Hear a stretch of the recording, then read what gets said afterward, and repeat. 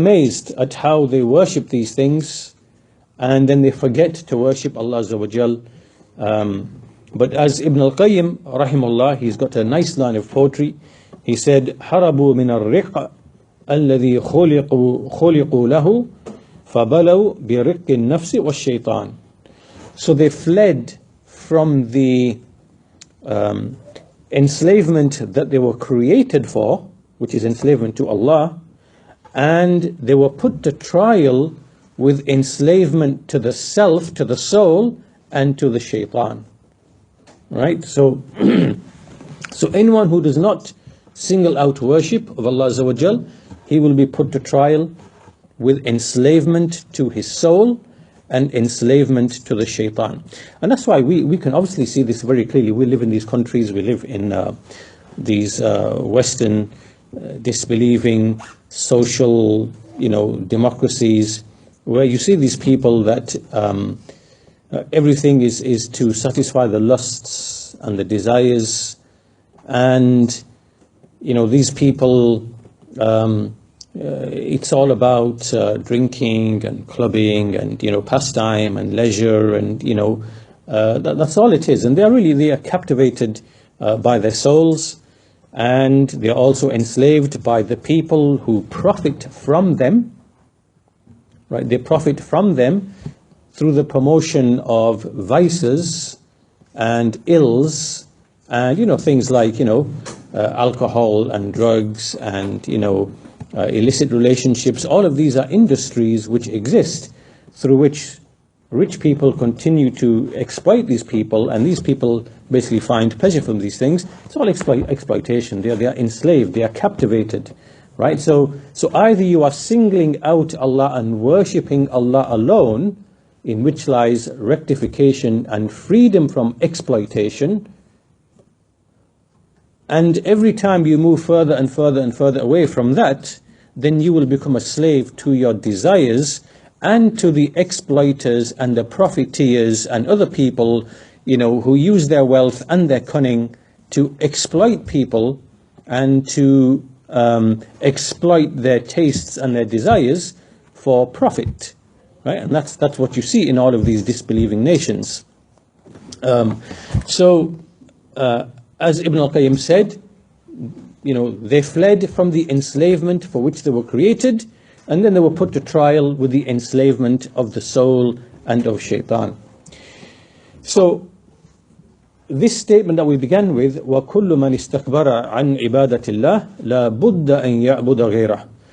Everyone who becomes arrogant from worshipping Allah alone, then by necessity he must worship something other than Him. Then Ibn Taymiyyah continues to elaborate why this is. So he says, فَإِنَّ الْإِنسَانِ حَسَّاسٌ يَتَحَرَّكُ بِالْإِرَادَةِ. This is because man is one who feels and perceives, and he is put into motion by way of the irada. Right? So one of the things that we have is that we have a wish. We have a wish. And we are put into motion by our wish or our desire, right? So in other words, we have thoughts that pass through our minds, and this creates a want or a desire or a wish, and this then leads the rest of the body outwardly to pursue that wish. Right? This is something that we have as people, as humans. And then he mentions in this respect, he says, وَقَدْ ثَبَتَ فِي الصَّحِيحِ عَنِ النَّبِيِّ صلى الله عليه وسلم أنه قال أصدق الأسماء حارث وحمام. So he mentions a hadith of the Messenger of Allah صلى الله عليه وسلم. Indeed, the truest of names are Harith and Hammam. So these are two names, right? Harith and Hammam. And the Messenger described these two names as the truest of names. Why did he describe them as the truest of names? Al-Harith, what does Al-Harith means? Al-Harith means the one who tills, right? Like the farmer is a Harith, right? He plants the seeds, he tills, and as Ibn Taymiyyah says, فَالْحَارِث الْكَاسِبْ الْفَاعِلِ. Al-Harith is the one who he gets into motion, and like the good example is the farmer. The farmer comes out, he plants the seeds, so he does the action, and then he benefits and earns from the action as well. So at some point in the future, when he picks up the harvest of his crop, he now has actually benefited. So Al-Harith is one of the true names. It's a true name in terms of its meaning, because of what it represents. And Hammam is the one who has al-ham, right? So basically he is concerned with something. He gives attention to a thing. And this is the starting point of the irada, right? So it's the starting point before the will or the wish or the desire can arise, right? So in other words, all this means is you think of something, thoughts pass through your mind, and you then focus attention on a particular thing, you give it concern, and out of that, the desire in the heart then appears and arises, and this then leads you to action. So because these two names, if you look at these two names, Al-Harith and Al-Hammam, they're all to do with irada, desire, wish, want, and what it leads to of actual action, right? So he then goes and he says, فَالْإِنسَانُ لَهُ إِرَادَةٌ دَائِمًا أي له إرادة دائما. فَالْإِنسَانُ لَهُ إِرَادَةٌ دَائِمًا. That man always has an irada. وَكُلُّ إِرَادَةٍ فَلَا بُدَّ لَهَا مِن مُرَادٍ تَنْتَهِي إِلَيْهِ. Right? So every man, every person always has a wish or a desire, and every wish and desire has to end in some objective or goal. It has to have an end goal, has an objective behind it. For example, simple thing is like, you're hungry, so your mind is preoccupied with the hunger. This creates the desire for food. You then have the food, but what's behind the food? What's behind your desire for the food? The objective is to not be hungry, to remove the hunger, right? So every which is thought, which leads into an irada, has to have an end goal behind it, has to have an objective at the end of it, right? So this is just the nature of human actions, human desire. So he then says, فَلَا بُدَّ لِكُلِّ عَبْدٍ مِّن مُرَادٍ مَحْبُوبٍ هُوَ مُنْتَهَى حُبِّهِ وَإِرَادَتِهِ. So every servant must also have by necessity some end objective, some beloved thing or end goal, which is the end goal of his love and his desire, right? So meaning that there has to be something that you are seeking, some objective or object which is the end goal, which is the destination of your desire, and that which you love, that which you want, right? So now coming to the point. So فَمَنْ لَمْ يَكُنِ اللَّهِ مَعْبُودُهُ وَمُنْتَهَى حُبِّهِ وَإِرَادَتِهِ بَلِ اسْتَكْبَرَ عَنْ ذَلِكَ فَلَا بُدَّ أَنْ يَكُونَ لَهُ مُرَادٌ مَحْبُوبٌ يَسْتَعْبِدُهُ غَيْرُ اللَّهِ فَيَكُونُ عَبْدًا لِذَلِكَ الْمُرَادِ الْمَحْبُوبِ. So he then says, once we understand all of this, right, this is just the way that the human, the soul, the irada, how it works, right? You have thoughts in your mind that leads to desire, that desire leads to the pursuit of an end goal. This is something that every single person has by necessity, right? Otherwise, he, just wouldn't advance in life, right? This is what drives you forward, right? So he says, whoever, if Allah is not his deity, if Allah is not your deity, and if Allah is not your mahbub, the one that you love, and the end goal of your love and your wish and your desire, rather, such a person is arrogant away from that, right? Then by necessity, he must have some other end goal, some other beloved thing, which enslaves him and captivates him, which is other than Allah. So therefore he will become an abd, he will become a slave, a captive of that thing, that goal, that objective, that whatever it might be. All right. So now what Ibn Taymiyyah is doing is simply elaborating upon the sentence that he mentioned earlier. وَكُلُّ مَنِ اسْتَكْبَرَ عَنْ إِبَادَةِ اللَّهِ لَا بُدَّ أَنْ يَعْبُدَ غَيْرَهُ.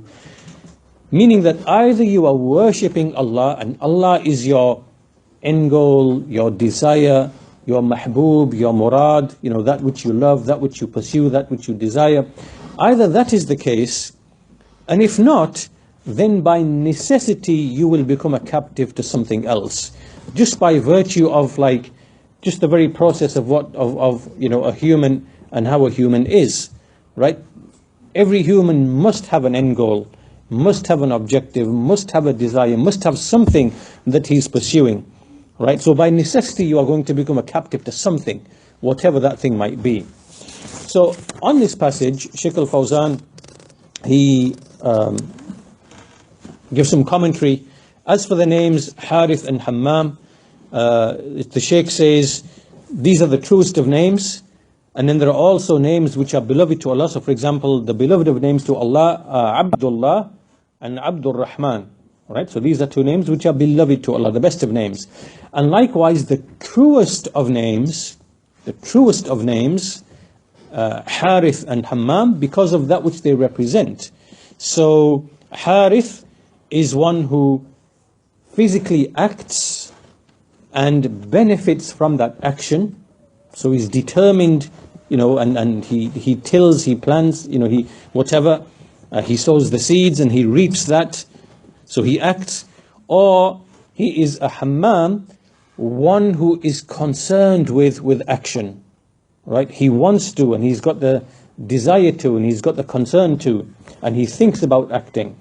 So, these are the truest of names. Then Shaykh al-Fawzan, he pretty much repeats what we've already said, and a person must have something that his heart is going to be filled with. He must have an end goal, he must have an objective. So either it is goodness or it is evil. It is either goodness or it is evil. Either you want to worship Allah or it is, something else. And, so people have their hearts filled with many different things, that which they worship, that which they pursue. So for example, they might, worship trees or stones. They might worship their ancestors, like you see with the Hindus. They worship their ancestors and venerate them. And that even amongst Muslims, you might find that they venerate their pious ancestors. They're following the ways of the people of shirk before them. And so when this happens, when your heart becomes filled with something else or some other end goal, then you become a servant and a captive to that thing. If you refuse to single out Allah Azza wa Jal, and you refuse to worship Allah alone, then you will definitely worship something other than Allah Azza wa Jal. And so as the Shaykh says, إِنَّهُ لَا يُمْكِنْ أَنْ يَبْقَى مِنْ دُونِ عِبَادَةٍ. No person can ever be free of worshipping something. In fact, not even the atheist, not even the materialist, not even, everyone must worship something. When we understand the meaning of what worship is, it means to love something, the hubb of something, and to pursue that thing. So even the materialists and the atheists, they either worship nature, they worship nature, so you have nature worshippers, they worship the earth, they believe like in Mother Earth, and life is all about preserving, nature and whatever, and they treat it like a deity.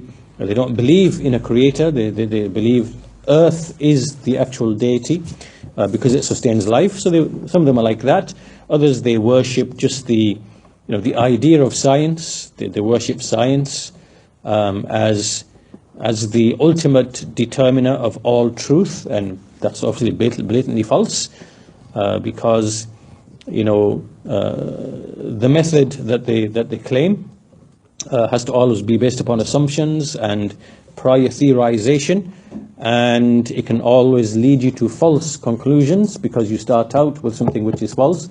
So even that, but they worship that very notion, that very idea, and that's what you find with many of the scientists of today, the atheists of today. Their deity, their religion is science as a religion, not science as one, or the scientific method as one of many means by which to learn about things and to arrive about further knowledge about things, right? It's one of many ways and means to arrive at knowledge. But they've taken that one thing and idolized it and, began to worship that thing. It's when you go through history and you see how many things they've got wrong with the alleged scientific method, and it's laughable, truly laughable. The examples that exist. So there are some people like that, and that's their pursuit. So meaning that it doesn't matter what it is, if you are not singling out Allah with worship, then your heart by necessity must be filled by something else, and it will be captivated by something else, and it will be enslaved by something else, whatever that might be, right? So Ibn Taymiyyah says, rahimahullah, so he says, فَيَكُونُ, so basically anyone who does not make Allah his deity and his Lord and his mahbub and murad, then by necessity he will have some other goal or desire that will captivate him. And then he says, فَيَكُونُ عَبْدًا لِذَلِكَ الْمُرَادِ الْمَحْبُوبِ إِمَّا الْمَالِ وَإِمَّا الْجَاهِ وَإِمَّا السُّوَرِ وَإِمَّا مَا يَتَّخِذُهُ إِلَهًا مِنْ دُونِ اللَّهِ كَالشَّمْسِ وَالْقَمَرِ وَالْكَوَاكِبِ وَالْأَوْثَانِ وَقُبُورِ الْأَنْبِيَاءِ وَالصَّالِحِينَ أو من الملائكة والأنبياء الذين يتخذهم أربابا أو غير ذلك مما عبد من دون الله. So then he gives some examples. He says, he becomes a servant to that thing, whether it is wealth, إما المال وإما الجاه, or it could be honor and status, right? So many of the people who are disbelievers or who are atheists or whatever, that's what they worship. They worship either wealth, to acquire more and more wealth, or status and honor. And sometimes these two are connected, right? The more wealth you have, the more status, the more honor, you believe that you have with the people of the earth. So some people are diverted away from worshipping Allah Azza wa Jal, by this lust for wealth, accumulation, riches, palaces, and or it can be status and honor, or it can be وَإِمَّا السُّوَرِ, like basically you're put to trial by way of women and appearances and things of that nature, so you become captivated to that. Or people who take deities besides Allah, they worship them, like some people, the sun, for example, Ash-Shams. Historically and even in the modern era, people worship the sun because they saw that the sun as an obvious life-giving force. They saw that the sun clearly has a life-giving force, and all of their, the crops and everything else, life, is based upon. So they gave it some special status, like a divine status, and they began to worship it. The moon, likewise, the stars, likewise idols, the graves of the prophets. Many people are put to trial by the graves of the prophets and the righteous dead, right? The pious saints, because they believe that by going to the grave, there's some special favor There's some special, your supplication is more likely to be answered. There's some special thing going on there, whatever. And then eventually, step by step, Shaytaan tricks them into thinking that, these things are to be worshipped.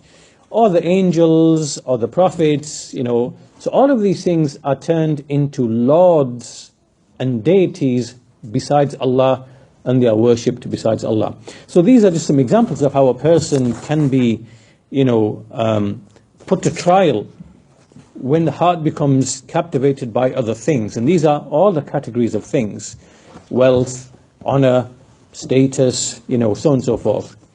So Shaykh al-Fawzan, he basically comments, he says, all of this really is, a person is debasing himself, he's lowering himself, he's humiliating himself. How can he leave the worship of Allah Azza wa Jal and then start worshipping these other things, calling upon them, invoking them, relying upon them, having his heart attached to them, and so on and so forth, knowing that these things have no independent power whatsoever, and that Allah Azza wa Jal did not give any permission for these things to be worshipped, neither an angel that is close to him, nor a prophet which he sent, because worship is a right that belongs only to Allah Azza wa Jal and to none other.